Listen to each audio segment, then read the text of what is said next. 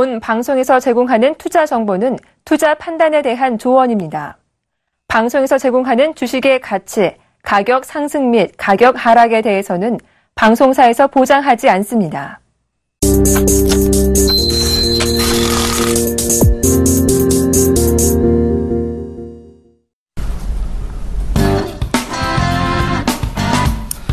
안녕하세요. 리얼 상담 프로그램 정식큐 여보세요. 오늘 이상노 멘토님이 또 나오셨네요. 저는 김태환입니다. 반갑습니다. 이상노 주상전화 이상노 멘토님 오늘도 나오셨는데 인사 좀 한번 부탁드리겠습니다. 예, 반갑습니다. 방금 종목 세일즈를 멋있게 마감을 하고 이렇게 또다시 불려 나왔습니다. 자, 오늘 여보세요의 애병구 멘토님이 목소리가 많이 안 좋습니다. 그래서 오늘 제가 급하게 나오게 됐고, 그만큼 또 여러분들에게 좋은 종목 상담으로 여러분들 계좌를 제가 복구시켜 드리도록 하겠습니다. 자, 여러분 다들 지금 TV 보면서 웃고 계실 것 같은데요. 자, 그만큼 저는 진지합니다, 여러분. 좋은 종목 그리고 좋은 상담 이 방송을 통해서 보여드리도록 하겠습니다. 예, 일단 오늘 시황 자체는 전반적으로 약간 전강 후약의 형태를 보이면서 코스피 시장뿐만 아니라 코스닥 시장 모두가 일단 조정권에 들어가 있는 그런 모습인데요. 자, 코스피 시장 현재 시간 기준에 지난 주말 목요일이죠. 목요일 대비 현재 3포인트 정도 빠져서 2016.60포인트를 보이고 있는 그런 모습입니다. 일단 코스닥 시장 같은 경우도 역시 마찬가지로 2.18포인트 하락해서 672.79포인트로 양시장 모두가 일단 마이너스권으로 좀 돌아서 있는 그런 모습인데요. 일단 오늘 수급적인 흐름부터 좀 코스피 시장부터 좀 살펴보고 가야 될 것 같습니다. 코스피 시장에서는 기관 투자자가 한 1,097억 원 적극적인 순매수에 가담을 해주고 있는 반면에 개인 투자자는 2,210억 원 적극적인 순매도를 보이면서 기관과 그리고 개인 투자자들의 좀 상반된 포지션이 보이는 모습인데요. 하지만 외국인 투자자들이 오늘 690억 원대 순매수에 가담해주면서 4일 연속 순매수에 가담해주면서 일단 지수의 하락폭은 그다지 큰 폭으로 떨어지지 않고 있는 그런 모습이다라고 말씀을 드리겠습니다. 코스피 시장의 업종별 동향을 좀 살펴보고 가도록 하겠습니다. 코스피 시장에서 현재 정권 업종들이 상당히 탑픽으로 올랐으면서 4.6%나 업종 상승률 강하게 1위로 올랐는 그런 모습이고요. 철강 및 금속 업종도 3.76% 강세를 보이고 있습니다. 또한 은행 업종도 모처럼 3%대 강세를 보이면서 3.18% 현재 상승 흐름을 보이는 그런 모습이고, 건설 업종도 역시 2.57%나 강세를 보이고 있습니다. 여타 기계나 금융업, 의료 정밀 같은 업종들도 1%대의 상승을 보이는 반면에 하락하는 업종들 좀 많습니다. 음식료품 업종이 1.88%로 업종 하락률 1위를 보이는 모습이고, 그들 이어서 의약품 업종이 1.2%, 그리고 전기전자 업종도 1%, 운수장비 업종도 1%대의 하락률을 보이면서 전반적으로는 하락하는 업종과 상승하는 업종 자체가 좀 고르게 현재 등락을 보이고 있는 그런 모습이다라고 볼 수 있겠는데요. 자, 코스피 시가총액 상위 종목군들의 흐름 좀 살펴보고 가도록 하겠습니다. 오늘 삼성전자가 약세 출발하고 난 이후에 아직까지는 상승 흐름을 보여주지 못하고 있습니다. 현재 시간 기준에 1.1% 하락해서 125만 6천 원대까지 126만 원대가 무너져 있는 그런 모습이고요. 현대차 같은 경우도 1.8% 하락해서 15만 9천 원, 즉시 16만 원대가 깨어져 있는 그런 모습입니다. 한국전력 같은 경우도 1.2% 하락해서 4만 7,750원 현재가 보이고 있고, 삼성물산과 삼성 SDS 정도가 보합권 정도의 등락을 보여주고 있다. 자, 그리고 SK 하이닉스 같은 경우도 오늘 2.2%나 하락해서 36,700원대까지 떨어져 있는 모습이다 보니까 시가총액 상위 종목군의 흐름 자체가 일제히 좀 하락 내지 보합권 정도의 등락을 보여주고 있는 모습입니다. 신한지주 같은 경우는 2.6% 올라서 42,300원 정도까지 올라서는 모습이고, 네이버도 모처럼 2.3% 올라서 57만 4천원대까지 상승 흐름을 보이는 그런 모습입니다. 또 포스코도 3%대의 강세를 보이면서 18만 6천원대까지 올라서는 모습인데, 일단 시가총액 상위 종목군 가운데 10위권 이내에 있는 종목군들은 하락 내지 보합권들을 보이고 있고, 여타 일반 대형주들의 흐름 자체가 종목별, 업종별로 좀 등락을 보여지고 있는 모습이다라고 보여지겠습니다. 자, 그럼 코스닥 시장의 흐름을 좀 살펴보겠는데, 코스닥 시장의 일단 수급 주체별 동향을 좀 먼저 좀 살펴보고 갈까요? 코스닥 시장 같은 경우도 일단 현재 개인 투자자들은 적극적인 매수에 가담하고 있는 반면에 외국인들과 기관들은 동반해서 매도하고 있습니다. 현재 현재 기관들이 650억 원 정도 순매도를 보이면서 코스닥 시장 자체의 흐름 자체가 지난주에도 다소 코스피 대비 좀 흐름 자체는 탄력적이지 못했던 모습인데 일단 기관 투자자의 매도세에서 오늘도 좀 하락하는 그런 모습이고 개인 투자자들이 680억 원대 순매수에 가담하고 있네요. 그리고 외국인들은 42억 원 정도 순매도를 보이고 있으니까 외국인들과 기관들이 지난주에서 오늘까지 4일 연속 순매도 흐름을 보이고 있다. 이렇게 보시면 될 것 같습니다. 다음 코스닥 시장의 업종별 동향을 좀 살펴보고 가도록 하겠습니다. 코스닥 시장에서도 방송 서비스 업종이 1.9% 강세를 보이고 있는 반면에 통신 방송 서비스도 1.3%대까지 업종 상승 강하게 보이고 있습니다. 다만 출판 매체 복제나 금속, 정보기기, 건설업종 그리고 섭리 의료업종이나 오락문화업종 등 같은 경우는 0.9%대에서 0.2% 정도 미미한 그 강보합세 정도 수준을 보여주고 있습니다. 오늘 하락을 좀 단연 보이고 있는 업종 같은 경우는 화학업종이 2.3%대까지 큰 폭으로 떨어져 있는 모습이고 종이목재업종이나 비금속 그리고 소프트웨어 업종들도 1%대의 하락률을 보이고 있습니다. 또한 제약이나 기타 제조, 인터넷, 의료정밀기기 업종들도 약보합권 정도 수준을 보이고 있습니다. 코스닥 시장의 그 시가총액 상위 종목군들 흐름 좀 살펴보고 가도록 하겠는데요. 자, 셀트리온이 현재 0.5% 하락해서 69,600원에 7만 원대가 좀 깨어져 있는 모습이고 다음 카카오도 현재 0.8% 하락해서 122,200원 보이고 있습니다. 일단 13만 원대가 역시 약간 좀 깨어지고 난 이후에 바로 회복을 시켜주지 못하고 있는 그런 모습입니다.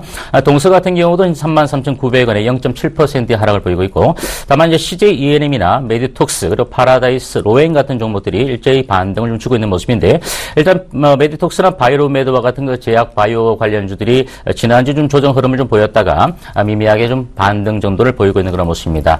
자, 컴투스가 1.4% 하락해서 109,200원 현재가 보이고 있고요. 코믹팜 같은 경우는 좀 약세권에서 아직은 반등을 주지 못하고 있습니다. 1.6% 하락한 23,500원 현재가 보이고 있습니다. 그리고 홈쇼핑 관련주도 좀 차별적인 흐름을 보이는데요. GS 홈쇼핑 같은 경우는 0.4% 강보합세를 보여주면서 189,700원을 보이고 있는 반면에 CJ 홈쇼핑 같은 경우는 0.1% 하락해서 182,300원 현재가 보이고 있습니다. 자, 양시장 모두가 일단 그 코스피 시장 같은 경우는 지난주에서 외국인들 그리고 기관들이 하루 만에 매수에 가담해주면서 좀 반등의 흐름을 좀 보여준 그런 모습이었지만 일단 2020포인트대, 2025포인트대를 돌파하고 난 이후에 기술적인 그 저항 구간 정도에 좀 맞닥뜨리면서 코스피 시장 자체가 하락 반락한 모습이지만 큰 폭으로 떨어지지는 그런 모습은 아니다 이렇게 보여지고 코스닥 시장 자체는 뭐 지난주 코스피 시장 대비도 탄력이 좀 둔화되었지만 여전히 오늘 같은 경우도 외국인들, 기관들의 동반적인 매도세에서 코스닥 시장도 좀 조정권에서 아직은 벗어나지 못하는 그런 모습입니다. 하지만 시장 모두가 일단 큰 폭의 조정권으로 떨어지는 그런 모습은 아니다라는 부분들은 어차피 좀 지수 자체가 강한 상승을 보여주고 난 이후에 다소 숨고리 국면 정도가 유입되는 그런 모습을 볼 수 있겠고요. 더군다나 오늘 코스피 시장에서는 그동안 낙폭이 과도했던 대형주들이 골고루 좀 상승 흐름을 보이고 있습니다. 현대건설이라든지 두산인프라코어 그리고 조선주 가운데 삼성중공업도 강세를 좀 보이면서 그나마 삼성전자와 SK하이닉스가 조정을 받는 반면에 일부 대형주들에 대한 매수가 유입이 되면서 지수의 하락폭이 그나마 좀 적게 떨어지고 있다는 점이 좀 특징적인 모습이고요. 정권주들도 모처럼 강세 흐름을 이어가는 그 모습들 정도로 정리를 해보겠습니다.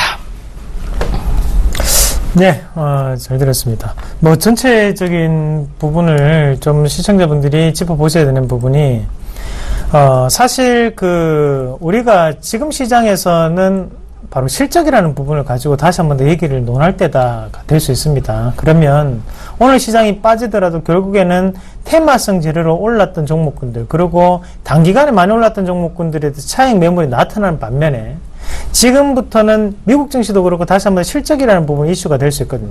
그러면 2분기 바로 메르스에 대해서 큰 영향을 받아가지고 우리나라 지수가 많이 빠졌다면 지금은 거기에 대한 기저효과가 나타날 수 있는 부분이라는 거죠. 그러면 지금은 우리가 뭐 하루 만에 뭐 매매를 반복되는 부분보다는 지금부터는 저가 권역에서의 추가적인 매수를 통해서 수익을 좀 더 극대화시킬 수 있는 전략, 그게 가장 필요한 부분이 아닌가. 그리고 경상수지는 4분기를 흘러갈수록 항상 긍정적인 모습으로 나타났습니다. 왜? 우리나라는 바로 수출주 위주의 시장이기 때문에. 그렇게 본다면 지금 시장, 자, 미국에 지금 또다시 경제 사절단도 갔죠. 그렇게 본다면 좀 더 긍정적으로 우리가 열어놓고 대응하실 필요가 있지 않나, 그렇게 말씀을 드리도록 하겠습니다. 네, 전화번호 좀 고지하고 좀 가도록 하겠습니다. 자, 전화 상담은 02-3153-2611번에서 12번 2대 준비되어 있고요. 문자는 013-3366-0110번으로 전화, 문자 많이 주시기 바라겠습니다. 저희들이 성심을 다해서 또 종목 분석해드리도록 하겠습니다. 자, 그럼 첫 번째 문자부터 하나 받아보고 가도록 하겠습니다. 문자 0033번님이 남겨주셨는데요. 동국제약 61,000원 20%의 보유 비중이다라고 남겨주셨는데요. 자, 동국제약 같은 경우도 뭐 최근 흐름 자체가 여러분들 보시기에 어떻습니까? 일단 그 매수가 정도가 61,000원대에 매수를 하셨는데 오늘 동국제약의 주가 자체가 또다시 좀 하락세를 일단 벗어나지 못하면서 현재 전일 대비 약 3% 정도 하락해서 1,300원 정도 좀 떨어지는 그런 모습입니다. 41,800원 현재가 보이는 그런 모습인데요. 일단 그 매수가 대비 주가 자체가 좀 많이 밀려서 좀 상심이 좀 크시리라 이렇게 판단이 되는데 일단 제약주들의 흐름 자체는 이미 일전에 주가들이 보통 뭐 7월달 정도 이렇게 고점을 형성시켜주고 난 이후에 제약주들, 바이오주들, 더불어 화장품 관련주들이 시장을 주도했던 업종들이 이제 조정을 받으면서 최근 들어서 대형주들이 바닥권에서 이제 반등을 주고 있다라는 그런 측면. 그렇다면 시장의 주도적인 업종이나 주도적인 그 종목들이 나타나지 않는 측면 속에서는 이와 같은 종목들이 또 기술적 반등을 줄 수 있는 그런 측면이지만 일단 시장에서 전반적인 대형주들이 움직임을 보이고 있다는 그런 측면들을 보고 봤을 때 이런 제약주의 흐름 자체가 기술적인 반등 구간 이후에 뭐 추가적인 반등을 주기는 어렵지 않겠는가 이렇게 보여지는데요. 자, 일단 손실 규모가 6만 원대 이상의 매수하셔서 지금까지 손실을 좀 많이 보고 계신데 일단 직전의 저점입니다. 9월 달에 저점 자체가 46,600원의 저점을 좀 찍었는데요. 오늘 현재가가 41,800원을 보이면서 2.9% 정도 하락을 보이고 있습니다. 그러면 일단 동국제약 같은 경우도 현재로서는 좀 추세적인 흐름에서 직전 저점 정도 수준에서 좀 기술적 반등 정도는 좀 한번 좀 우리가 들어오지 않겠는가 이렇게 보여지는데 하지만 반등의 규모 자체가 9월 달도 마찬가지입니다. 추가적으로 반등 자체를 53,000원대, 54,000원대 정도 때까지 올려주지 못했다는 그런 측면 자체는 이번 반등 구간 자체의 폭 자체도 일단 단기적으로 크지 않을 것이라고 보여집니다. 한 45,000원 정도 또 46,000원 정도 수준까지는 반등을 좀 기대를 해볼 수 있겠는데요. 현재로서는 여기서 물타기 할 수 있는 그런 시점도 아닌 것 같습니다. 어차피 터닝이 확실하게 보여지는 그런 측면 속에서 물량을 좀 매수해서 그나마 리스크를 좀 줄이면서 빠져나와야 되는 측면인데 6만 원대 이상에서 매수하셔서 현재가 41,000원대 이렇게 보여지고 있으니까 아직은 물타기에서 조금 더 낮게 사서 단가를 낮춰서 좀 빠져나온다는 그 측면 자체도 타이밍이 좀 맞지 않은 것으로 이렇게 보여지고요. 현재 제가 보기에는 그렇습니다. 이 가격대 정도 선에서 직전 9월 달의 저점 정도 수준을 약간 이탈할 수 있는 가능성도 전혀 배제할 수 없는 그런 모습이지만 현재로서는 매도 타점을 좀 많이 놓치시는 것 같다 이렇게 보여지기 때문에 조금 더 반등의 어떤 폭을 기다렸다가 매도하시는 것이 좋지 않을까 이렇게 보여지고요.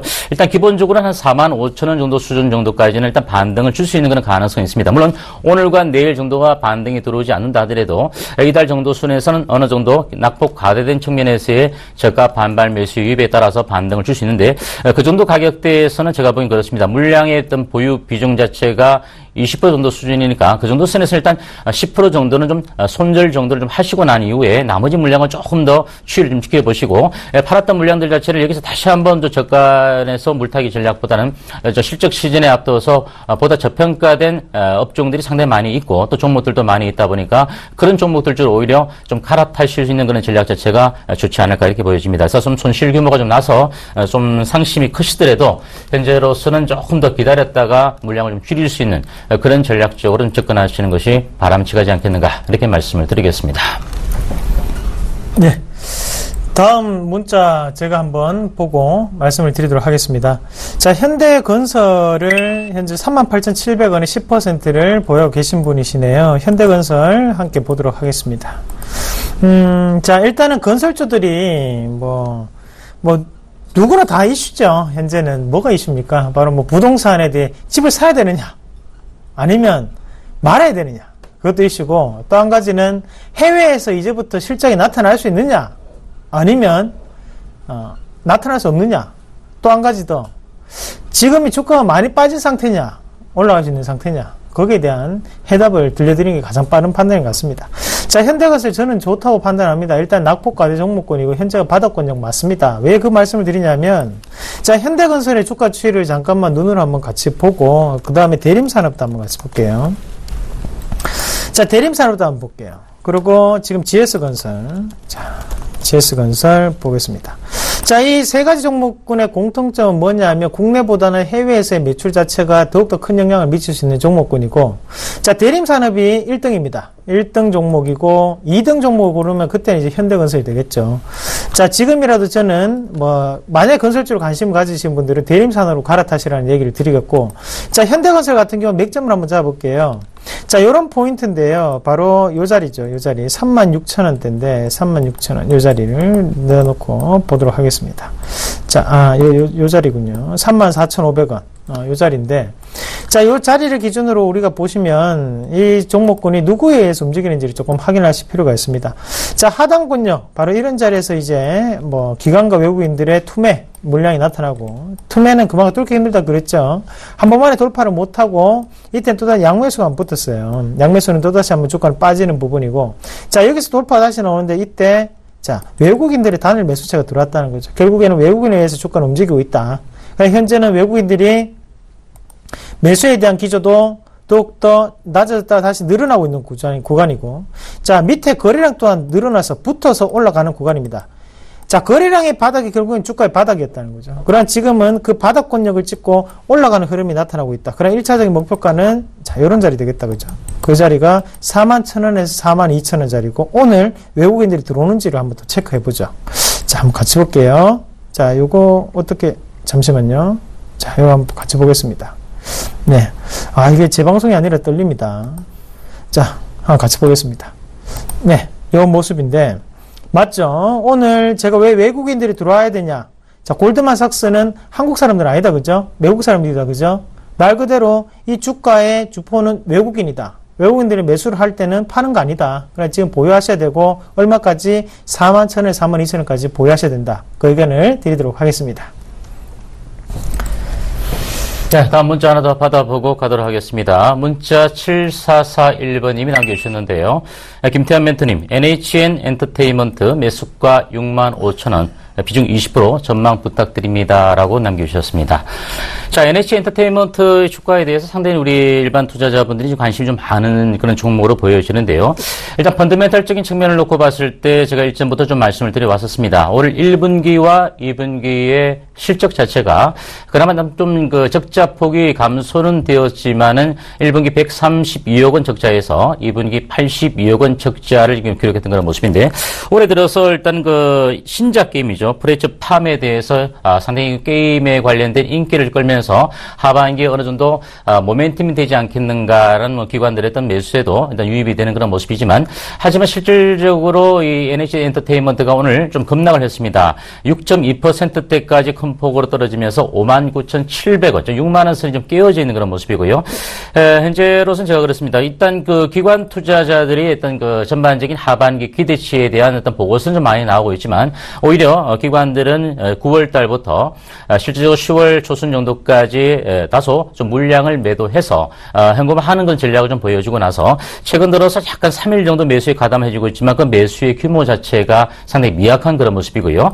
또 여기다 이제 외국인 투자자들은 그나마 좀 이 기관들의 매도 물량들을 좀 받아주는 그런 모습을 보여주고 있고, 오늘 같은 경우는 일단 외국인들은 그다지 적극적인 매수나 적극적인 매도를 보이지 않고 있는 그런 반면에 기관들은 지금 이제 4일 만에 또다시 매도를 보이고 있는 그런 모습입니다. 아무래도 수급적인 영향에 따라서 주가 자체가 좀 많이 밀려 있는 그런 모습이고요. 일전에도 반등이 들어온다 하더라도 이 주가 자체가 6만 7,800원 정도 상당한 그 241선과 301선의 그 저항 구간에 좀 부딪혀서 실적이 확연하게 3분기에 터닝되는 그런 모습, 즉 턴라운드가 되는 그런 모습이 드러나지 않는다면 일정 부분 좀 숨고리 국면 자체가 들어오지 않겠는가라고 예상을 해드렸는데요. 오늘 생각보다는 조금 더 과도한 조정권 정도로 좀 떨어지고 있는 그런 모습이다, 이렇게 보여집니다.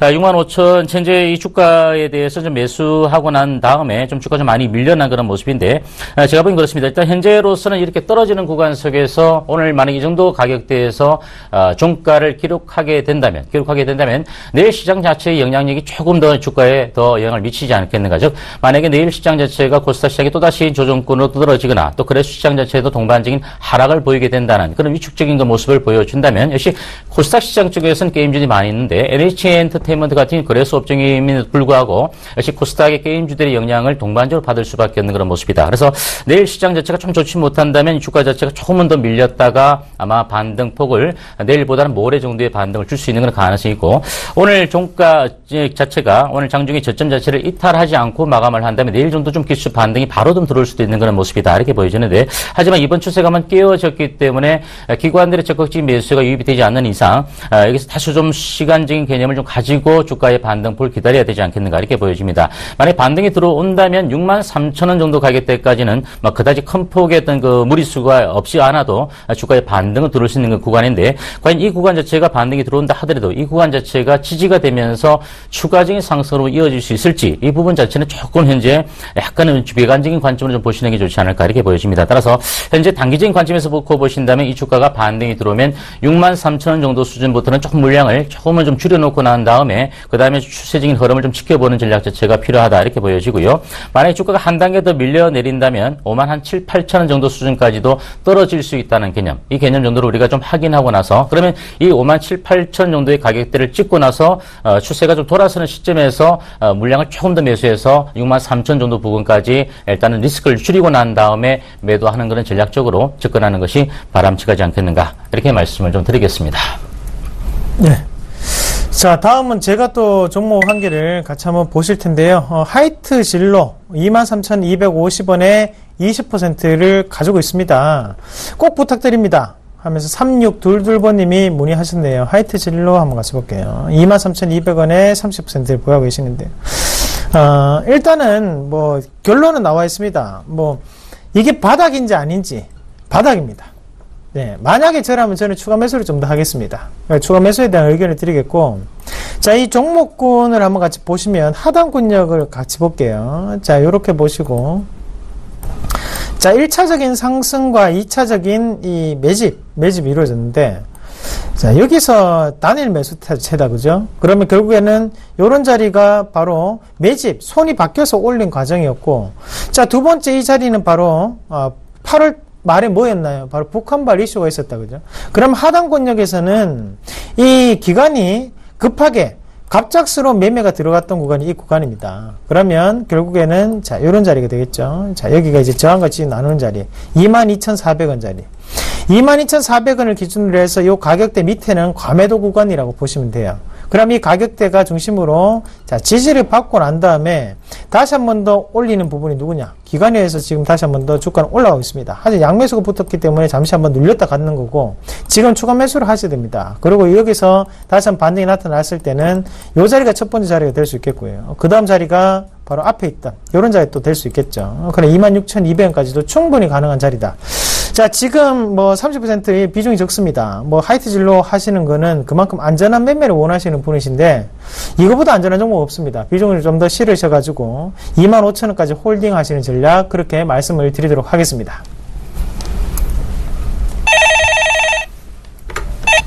네, 여보세요? 네, 여보세요. 안녕하세요. 네, 안녕하십니까? 네. 네, 어머니 어떤 종목 궁금하시죠? 네, 현대제철요. 현대제철. 네. 예, 매수가 어머니 어떻게 되시나요? 63,500원에 20%요. 63,500원에 20%요? 네. 예. 어머니, 현대제철 이 종목에다 수시 매수하시게 된 뭐 계기가 좀 있으신가요? 아이, 좀 오래됐어요. 오래됐는데요. 그때는 네네. 현대제철이 네. 그냥 현대아이스코하고 합병했잖아요. 네네네. 그래서 그때 괜찮다고 해서 들어갔었는데 네. 좀 올랐다가 그때 제가 매도를 못했어요. 네네네. 못하고 그냥 갖고 있다가 네. 지금 이렇게 떨어질 때까지 지금 들어오고 있는데 계속 중국 수입 뭐 안 좋다는 포인트만 나오고 그래서 네. 요즘 조금 오르고 있는데 어떡할까 싶어서요. 네. 어머니 일단 현대제철 같은 경우 제가 9월 14일 날 일단 뭐 네. 탑5 시간을 통해서 두산인프라코어, 현대제철, 삼성중공업, 그리고 뭐 KT라든지 이런 종목들을 제가 좀 말씀을 드렸었거든요. 네. 왜냐하면 대형주들의 흐름 자체가 실질적으로 바닥을 좀 찍었다. 일단 그래서 대형주들의 흐름 자체가 지금은 업황 자체가 개선되어져서 올라가는 것이 아니라 충분히 그동안 공매도 물량들에 의해서 기관들에 의해서 주가가 많이 더 하락을 했던 그런 모습이고요. 그죠? 현대제철 같은 경우도 오늘 같은 경우도 아마 부정적인 보고서가 나왔을 겁니다. 나왔음에도 불구하고 주가 자체가 일단 반등을 주고 있습니다. 물론 현대제철뿐만 아니라 두산인프라코어도 마찬가지고 현대건설도 마찬가지고 삼성중공업도 마찬가지입니다. 역시 이런 대형주들의 흐름 자체가 결국은 시장에서 큰 그림을 좀 놓고 봐야 되는데요. 최근 외국인들의 매수세가 조금 가담은 되고 있지만 아직은 적극적인 연속성을 보여줄지 말지는 좀 현재 의문적인 그런 모습이긴 하나 이런 대형주들의 흐름 자체가 바닥을 좀 찍었기 때문에 전반적으로 주가가 흘러내리기 직전에 가격대 정도까지는 기술적인 반등폭 자체가 들어올 수 있다는 부분에 대해서 일전에 말씀을 드렸습니다. 아까 말씀하신 대로 현대 하이스코어의 합병 자체가 좀 완료가 되어서 그와 같은 시너지적인 그 측면 자체는 올 하반기 정도나 내년 상반기 정도가 넘어가면서부터 시너지가 좀 반영이 될 수 있다 이런 부분이고요. 그러면 현재 현대제철의 주가 자체가 어머니께서 그와 같은 재료에 일전에 매수에 가담해서 63,500원대 매수하셨으니까 오늘 현재가가 지금 3일 연속 양봉을 만들면서 올라옴에도 불구하고 현재 57,000원 좀 못 미치는 56,900원, 즉 전일 대비 5.5% 정도 강세를 보이고 있는 그런 모습입니다. 그러면 어머니께서 매수하신 가격대 정도 선 자체보다 조금 더 낮게 보더라도 역시 매수가 정도 수준 정도까지는 좀 기술적인 측면에서 조금 더 추가적인 상승을 이어갈 수 있는 그런 가능성 자체가 있다. 물론 이 종목에 대해서 그럼 기관 투자자들이 업황 자체가 당연히 좋지 않기 때문에 매도 의견을 내어놓고 있는 그런 측면이지만 역시 외국인들의 매수세가 최근 한 3일 연속 매수에 가담을 해주고 있고 일단 이 종목 자체는 일전에 그러니까 9월 정도 초순경 정도에 기관들이 주가가 좀 반등을 주기 전에 기관들이 매수에 가담했다가 한 단계 레벨업되고 나서 좀 물량을 팔았다가 최근 들어서 다시 한번 좀 매수에 좀 가담을 해주고 있습니다. 오늘 같은 경우도 역시 기관과 외국인들이 쌍끌이 매수에 가담을 해주고 있다는 측면 자체는 그만큼 낙폭 과대되었다는 그런 측면입니다. 즉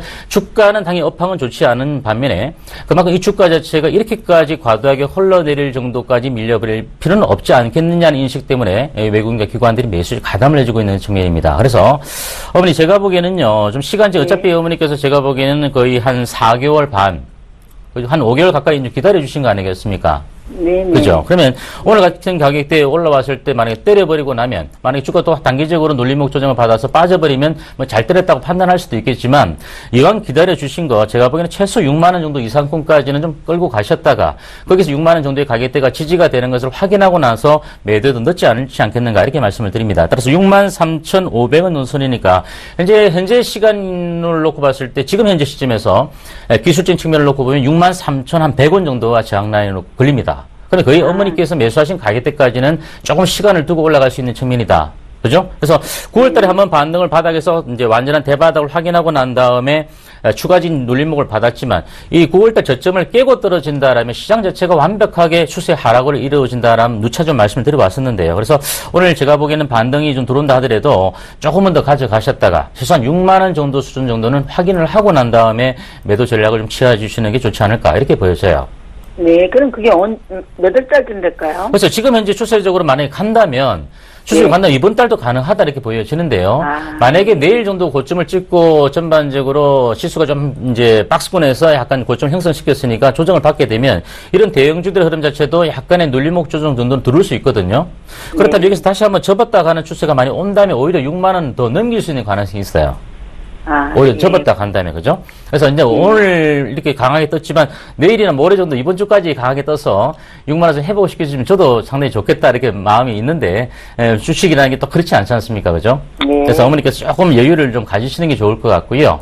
6만 원 정도 수준까지는 어머니께 조금 더 기다렸다가 매도하셔도 충분히 가능하지 않을까 이런 구간입니다. 그래서 그럼 6만 원 정도 선에서는 매도를 할까요? 예, 6만 원 정도가 올라가게 되면 이 가격대가 만약에 종가 정도 기준에서 지지가 되지 못한다면 그래서 어머니께서 보유 지분이 한 20% 정도 되니까 10% 정도로 매도했다가 눌림목 시 다시 한번 밑에서도 사시는 게 좋지 않을까 이렇게 보여지고요. 만약에 20% 정도 다 갖고 계신 상태에서 6만 원을 돌파하고 난 다음에 이 가격이 지지가 된다면 거기서 제가 보기에는 6만 원 정도의 어떤 그 손절가 정도를 잡아놓고 나서 고점 흐름을 좀 보일 때마다 조금씩 물량을 정리할 수 있는 시간적 여유는 분명히 있을 것이다 이렇게 예상이 됩니다. 예, 네. 알겠습니다. 네, 조금 더 기다려 보시기 바랍니다. 예, 감사합니다. 네, 수고 투자하십시오. 네. 네. 전화 한번 받아보시죠. 제가 받아보겠습니다. 네, 반갑습니다. 이상로입니다. 여보세요? 여보세요? 예, 예, 안녕하세요. 이상로 전문가입니다. 예, 감사합니다. 안녕하세요. 예, 어머니. 예, 어떤 종목 궁금하세요? 아이디스. 아이디스. 네. 예, 매수가랑 비중은요? 21,100원에 예. 50%. 21,100원에 50%시고. 예. 자, 입을 가까이 조금만 좀 대세요, 어머니. 목소리 조금만 더 크게 하시고. 네.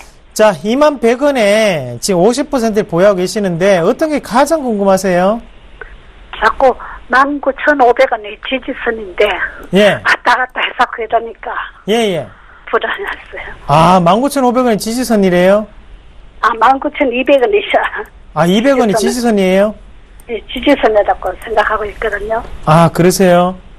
어떡하죠? 저는, 일단은 좀, 매도에 대한 의견을 먼저 드릴게요. 조금 손절을 좀, 감안을 좀 하실 필요가 있고. 네. 자, 일단 저는 왜 그 의견을 드리냐면, 이 회사가 일단 CCTV 회사인 걸 알고 계시죠? 예. 디지털 영상 장비 업체입니다. 근데 예, 지금 예. 주가 자체가, 자, 하단 권역, 얼마에서 이제 매집이 이루어져서 들어오냐면, 자, 요 가격 권역이거든요. 요 자리에서부터 시작해서, 자, 1차적인 상승, 그리고 2차 상승, 그리고 3차 상승을 지금 했어요. 그러니까 지금 주가가 이렇게 빠지고 있는 과정이에요. 그러면 앞에서 거래량을 밑에 보면, 자, 첫 번째 거래량이 터지고 난 다음에 거래량에 대한 변화, 그게 두 번째, 그리고 세 번째, 요 자리까지 이루어졌습니다.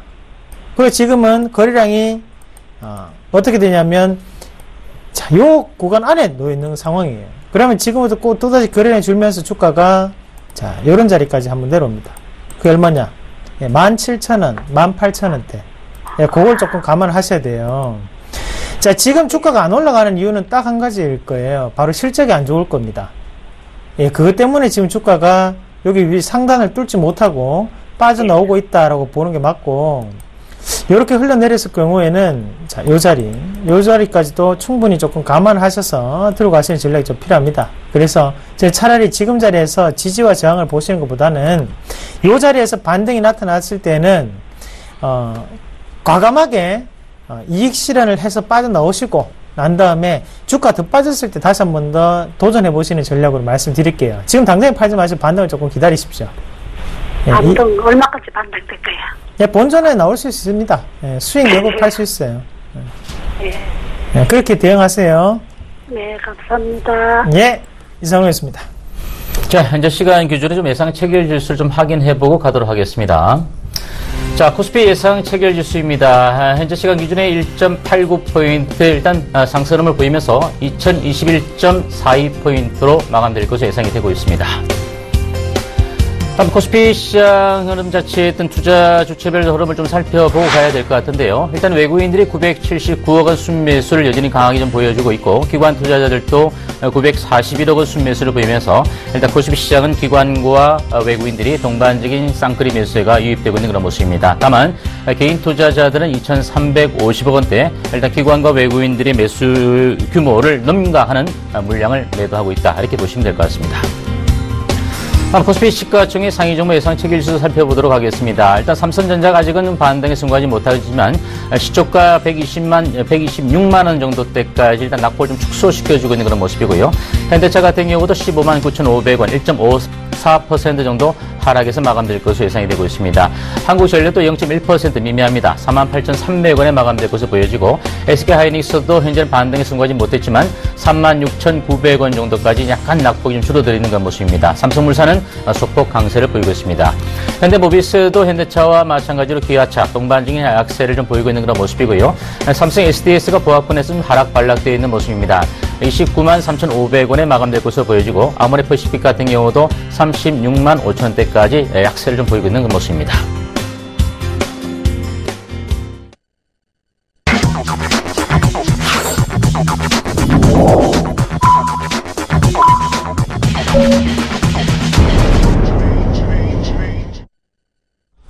네, 근로중별이 좀 올렸는데요. 네. 오늘 시장이 그래도 코스피 시장 자체는 그나마 좀 플러스권의 어떤 상승을 보이면서 마감될 것으로 보여지고 있고, 코스닥 시장 자체도 좀 약세로 좀 마감될 것으로 보여집니다. 이상로 멘토님, 이번 시장 어떻게 좀 오늘 시장의 흐름을 좀 간략히 좀 정리를 좀 해주시고요. 내일장 전망까지 좀 간략하게 좀 언급을 좀 해주시기 바라겠습니다. 네. 너무 많은 걸 부탁드렸습니다. 아닙니다. 예. 자, 일단은 시장 자체에 대한 기준점, 바로 명확한 우리가 기준 자체를 조금 마련하실 필요가 있습니다. 그럼 시장 자체를 보시면 외국인과 기관이 하단 권역에서 꾸준히 들어오는데도 불구하고 오늘 소폭의 상승에 그쳤다. 결국에는 이 외국인과 기관 자체가 물량 자체를 모아가는 과정이라는 거거든요. 그러면 지금 자리에 왜 물량을 모아갈까를 아셔야 된다는 거죠.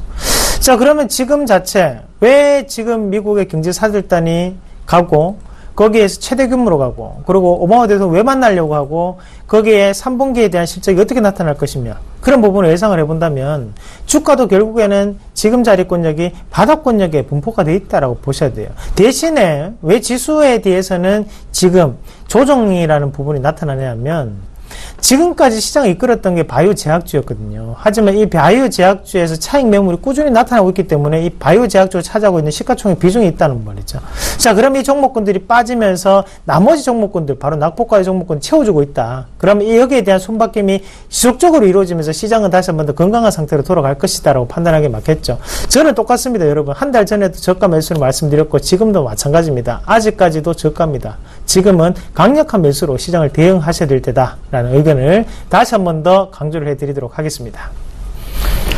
네, 일단 코스피 시장이 지난 목요일 대비 2.10포인트 올라서 2021.63포인트에 좀 마감이 되었고요. 코스닥 시장 자체도 일단 2포인트 정도 하락세로 마감하면서 672.96포인트로 마감이 되었습니다. 일단 코스피 시장은 외국인들과 그리고 기관들의 매수에 의해서 좀 그나마 상승 흐름을 이어가는 모습이지만 코스닥 시장은 수급 주체가 좀 부재한 상황 속에서 조정을 좀 받았다라고 보시면 될 것 같습니다.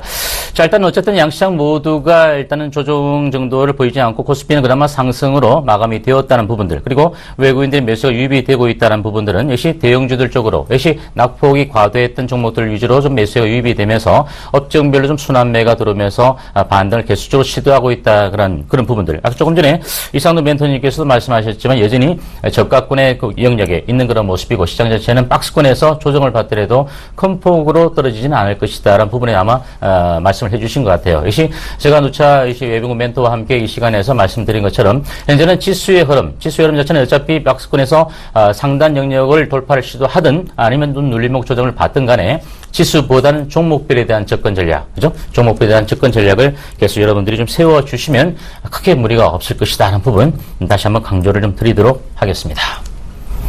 네, 전화번호 한 번 더 고지를 좀 해드리도록 하겠습니다. 전화번호는 023153-2611번에서 12번 2대 준비되어 있고요. 문자는 013-3366-0110번으로 문자 많이 주시면 될 것 같습니다.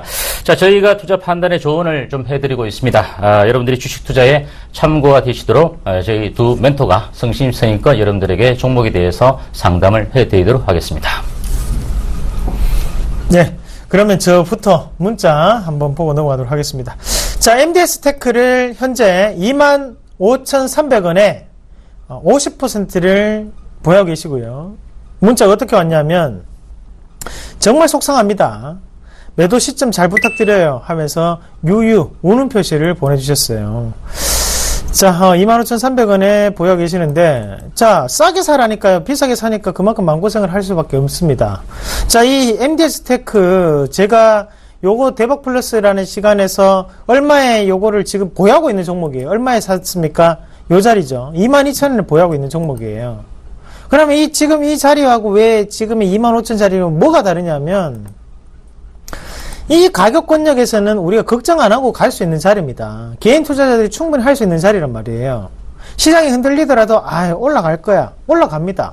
몰빵할 수 있는 자리입니다. 100% 실어도 되는 자리예요. 하지만 25,300원이라는 자리는 변동폭 자체가 어떻게 나타날 수 있냐면 이 자리에서부터 다시 한번 하단까지 그 상단으로 간 다음에 다시 이런 상단까지 중간 라인에 있는 가격 권역이라는 거거든요.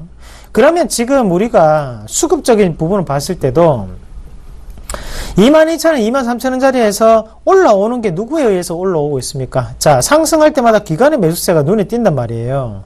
그러나 결국엔 기관이 고가급권역에서도 잡아주고 있다는 것은 매집을 꾸준히 하고 있는 상태다. 그러면 나중에 어떤 일이 발생하냐? 시청자님이 팔고 나면 주가가 오르기 시작합니다.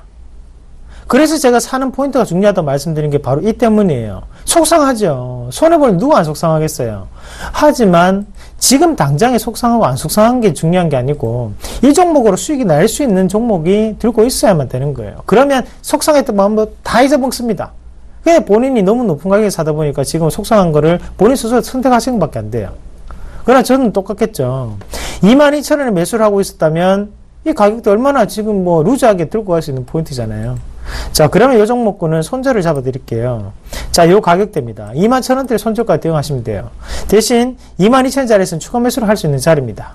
그리고 여기서 반등이 나타난다면 얼마까지 올라올 수 있냐면 28,000원까지 가능한 자리입니다. 그러나 현재 권역에서는 우리가 좀 더 홀딩 하시면서 이 사업에 대한 성장성을 좀 더 확인하시는 게 필요해요. 자, 트렌드가 맞는 종목이에요. 앞으로도 인베디드 소프트웨어 시장은 더욱더 커질 수 있습니다. 그렇게 본다면 지금 자리에서는 홀딩하고 좀 더 인내를 하셔야 되는 자리다. 대신 손절가는 21,000원, 그리고 1차적 목표가는 28,000원짜리 잡아드리도록 하겠습니다. 네, 다음 문자 하나 더 받아보고 가도록 하겠습니다. 문자 5871번님이 남겨주셨는데요. 오버브 반도체 6,040원에 매입했다. 비중은 20%. 앞으로 전망 부탁드립니다. 라고 남겨주셨습니다. 자, 일단 오버브 반도체는 최근 들어서 마이크로 컨트롤러에 대해서 소형 가전에서 좀 대형 가전 쪽으로 이전하면서 중국 시장을 공략하겠다라는 얘기들이 좀 많이 나오고 있는 그런 모습이고요. 일단 실적적인 측면을 놓고 보면 오버브 반도체 같은 경우는 작년도의 영업이익 자체가 2013년도에 비해서는 다소 영업이익이 한 20억 원 가량 좀 줄어들었던 그런 모습이고, 올해 분기적인 실적을 놓고 본다면 전년 동기 대비는 한 1억 원 정도 늘어서 19억 원 정도, 2분기 실적입니다. 19억 원 정도 증가세를 좀 보였던 그런 모습입니다.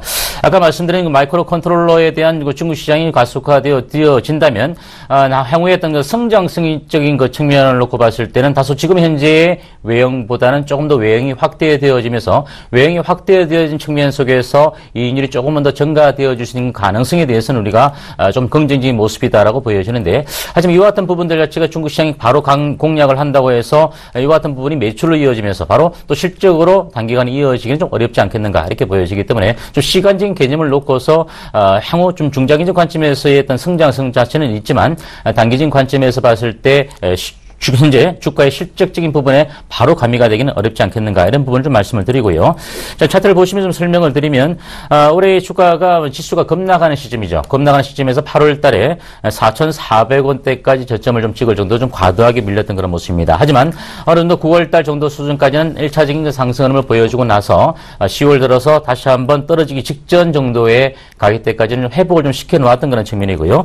현재 매수가가 6,040원에 20% 정도면 오늘 뭐 최근에 매수에 가담했거나 아니면 일전에 8월 달이나 7월 말 정도 경에 이 정도 가격대에서 매수에 가담해서 그만큼 그 조정을 많이 받는 그런 측면 속에서도 매도하지 않고 좀 기다려 주셨던 그런 측면으로 보여지는데, 현재 지금 거래량 자체가 오늘도 한 7만 주 정도밖에 거래가 되지 못하고 있다는 부분들, 즉 아직까지는 적극적인 매수의 어떤 주체 자체가 없는 모습이고 시장에서는 다소 조금 소외되어 있는 그런 모습이다라고 말씀을 드립니다. 그러면 거래량 자체가 일단 수반이 되어져야 최소한 7월 달과 8월 달의 직전 고점 정도 영역이죠. 한 6,700원대, 한 6,600원 정도. 이 정도 가격대까지는 돌파가 가능할 텐데, 현재 거래량 자체가 없다 보니까 다소 좀 240일, 300일선이죠. 300일선과 위에 파란색으로 보여지는 한 480일선의 정도의 저항 구간 자체를 뚫지 못하고 있는 그런 모습이다라고 보여집니다. 따라서 현재로서 매수가 정도 수준에서 뭐 매도하고 나면 뭐 수수료가 빠지고 나면 거의 본전 정도 가격대니까 지금 현재로서는 좀 보유를 할까 아니면 여기서 좀 매도를 해야 될까라는 부분을 좀 갖고 가시는 것 같은데, 제가 보기엔 그렇습니다. 일단 단기적인 측면에서 주가 자체가 거래량이 증가가 되지 않는 그런 측면 속에서는 주가가 이 직전에 7월달 그리고 8월달 정도, 7월달 정도 고점이 되겠죠. 7월달 정도에 6,700원 정도의 가격대까지는 바로 돌파하기는 어렵지 않겠는가 이렇게 보여집니다. 따라서 현재 제가 보기에는 오히려 거래량 자체가 좀 증가되는 측면을 좀 놓고 봤을 때 일단 기본적으로 6,500원대의 가격대가 돌파가 되어져야 된다는 부분, 즉 6,500원 정도의 가격대가 돌파되어지고 나서 이 가격의 어떤 분기점이 지지가 되어줘야 직전 고점을 돌파할 수 있는 그런 모습이니까 현재 좀 보유해도 크게 무리는 없어 보이는데 너무 좀 짧은 기간에 이 종목에 대해서 수익을 좀 보고자 하신다면 제가 보기에는 현재로서는 일단 매도하고 난 이후에 6,500원 정도의 가격대를 돌파하는 정도 구간을 확인하고 나서 즉 탄력을 붙이는 구간을 확인하고 나서 매수에 가담하는 전략 자체가 좋아 보이고요. 조금 시간이 여유를 가지고 가신다라면 밑으로의 익절가, 손절가 정도죠. 손절가 정도 좀 잡아드린다면 한 5,800원이나 5,850원 정도 이 정도 가격대 정도가 끼어지지 않는다면 조금 더 추이를 지켜보시면서 매매에 대응을 해주시는 전략 자체로 접근을 해 하시는 것이 바람직하다. 이렇게 말씀을 드리겠습니다. 예, 잘 들었습니다. 예, 제가 한번 받아보겠습니다. 네. 예, 전화 받았습니다. 이상로입니다. 네, 여보세요? 예, 여보세요? 네. 예, 반갑습니다. 이상호 전문가입니다. 네. 예, 어떤 네, 종목 안녕하세요. 궁금하세요? LG전자요. LG전자요? 네. 그래요. 매수가 얼마십니까? 84,000원요. 84,000원요? 네. 84,000원요. 비중은 어떻게 되시나요? 35%요. 35%시고. 물타기 하신 거예요? 네, 조금 했어요. 물타기 조금밖에 안 하셨어요. 네. 많이 하시죠, 그러셨어요. 이왕 하는 거. 너무 안 올라가고, 이게. 예, 참. 너무 안 올라가도 지금 84,000원까지 가려면, 어떡해요. 까마득. 얼마 정도 할 수 있을까요, 이게? 이게 오르는 게 중요하겠죠, 물론. 네. 예. 손절하고 다른 종목을 갈아탈 의향은 있으세요? 어려운 거 올라주면 좀 그럴 생각인데요. 제가 볼 때는 LG전자보다는 훨씬 더 빠를 것 같은데. 예. 다른 게요? 예. 지금 어려운 거 올라주잖아요, 지금요. 한 네. 5만원까지 갈까요? 5만원요? 네. 5만원까지 갑니다. 5만원까지 가는데. 네. 오래 걸려요. 아니요. 5만원까지 간다고 해도, 시청자님의 계좌는 별로 달라지는 게 없잖아요. 그래요. 예. 47,000에 5만원에 별 차이는 없어요. 예. 그러면, 제가 만약에, 시청자님이라면, 네. 한번은 결단을 한번 해볼 것 같아요. 예. 이게 지금 LG전자 같은 경우에, 네. 참 대단하신 게, 84,000에 사셨으면 이게 60% 가까이 60%가 빠졌었는데도 뭐라고 계셨다, 그죠?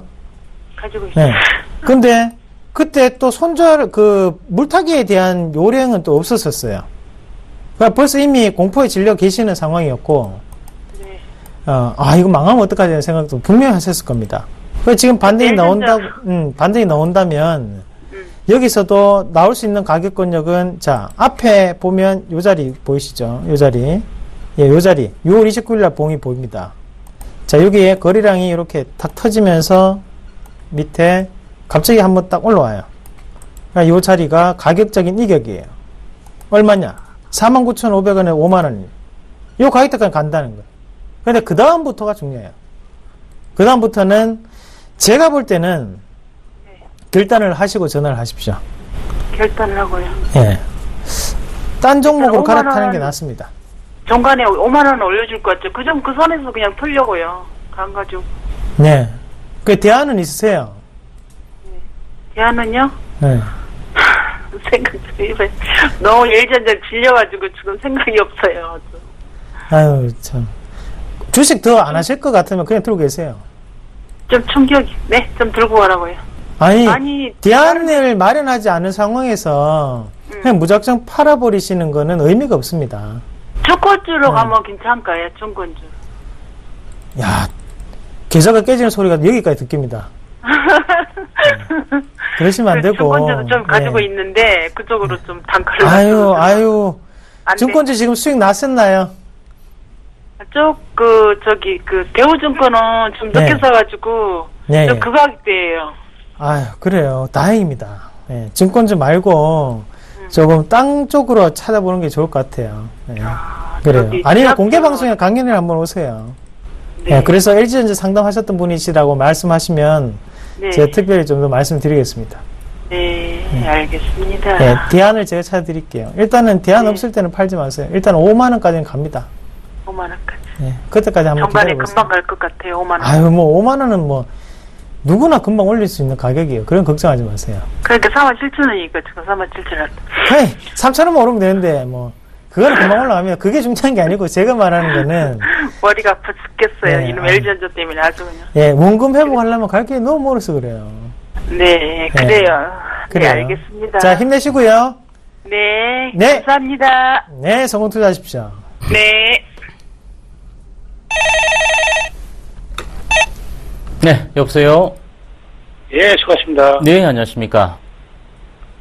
아버님 어떤 종목 궁금하시죠? 후승요. 후성. 예. 예, 매수가 어떻게 되시나요? 평균 단가가 4,500원이요. 4,500원요. 네. 비중은 어떻게 되시죠? 30%요. 30%.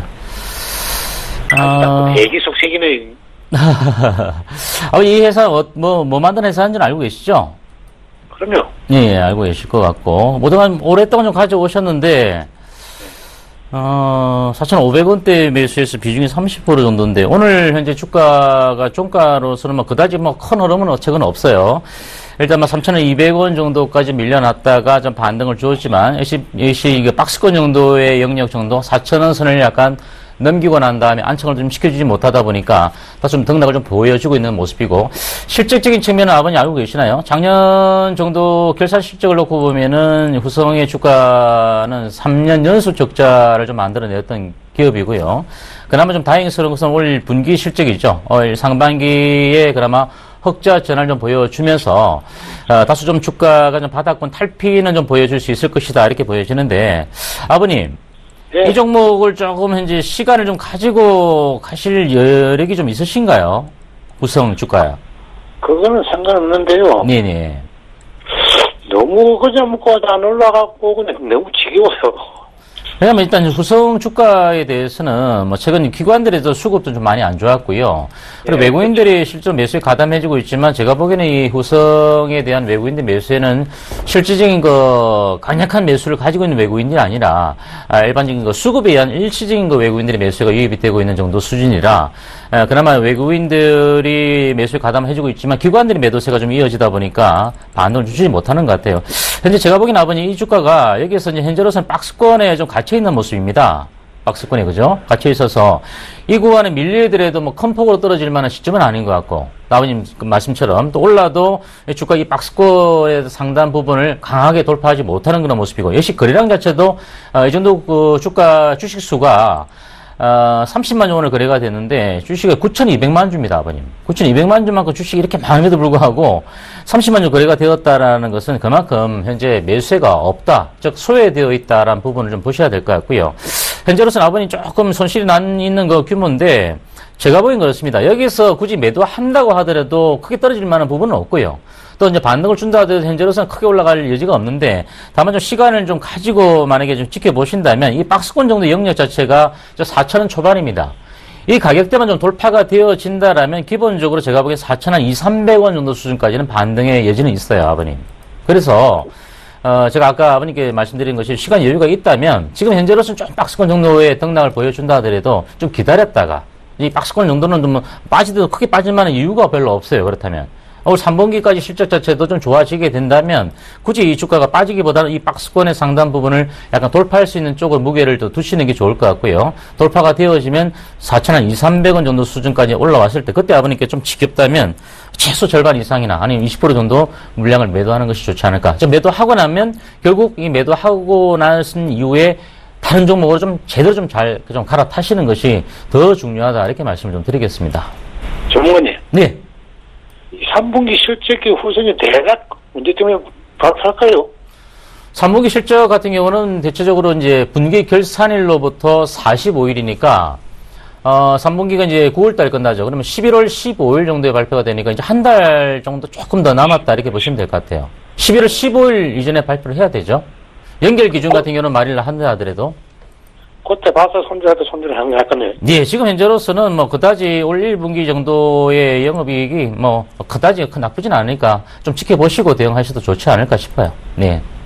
근데 오늘 실제 변태해서 그게 들어간 건데 사실은 예. 들어가서 불리해서 조금 더 아버님 시간을 가지고 대응해 주시기 바랍니다. 네. 네, 감사합니다. 네, 성공 투자하십시오. 네. 자, 마지막 문자가 될 것 같습니다. 바디텍 매드. 자, 이분이 지금, 자, 가격이요. 5,400원에, 보유하고 계십니다. 5,700원에 20% 보유하고 계신데, 자, 일단은 이게 인수 목적으로 이제 NH에서 인수가 된 기업이었어요. 그러고 난 다음에 이 기업이 체외 진단기, 그 체외 진단 검사기를 생산을 해내는 업체입니다. 하지만 시청자님이 상당한 손해가 지금 나 있는 이유는 일단 바이오테크 관련 미국 기업들이 크게 급락을 했었고, 그 국내 시장도 마찬가지로 바이오 관련 기업들이 크게 급락을 하는 모습이 나타났었다는 거죠.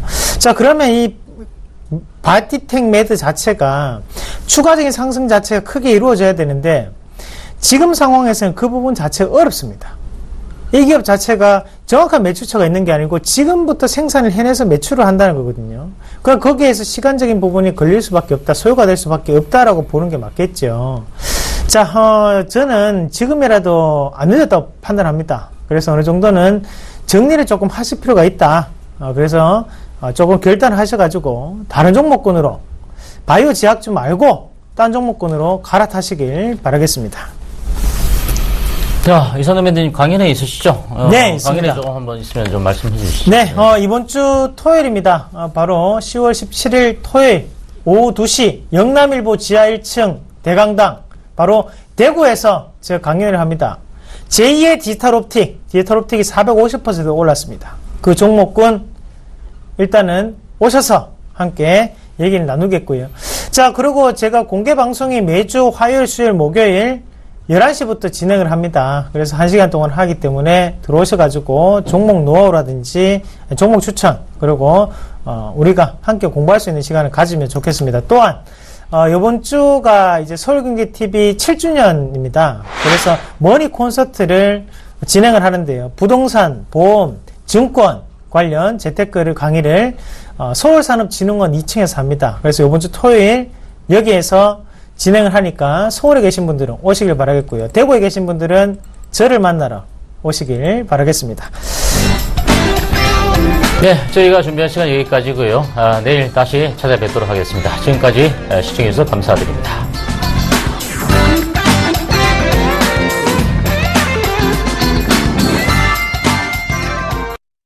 본 방송에서 제공하는 투자 정보는 투자 판단에 대한 조언입니다. 방송에서 제공하는 주식의 가치, 가격 상승 및 가격 하락에 대해서는 방송사에서 보장하지 않습니다.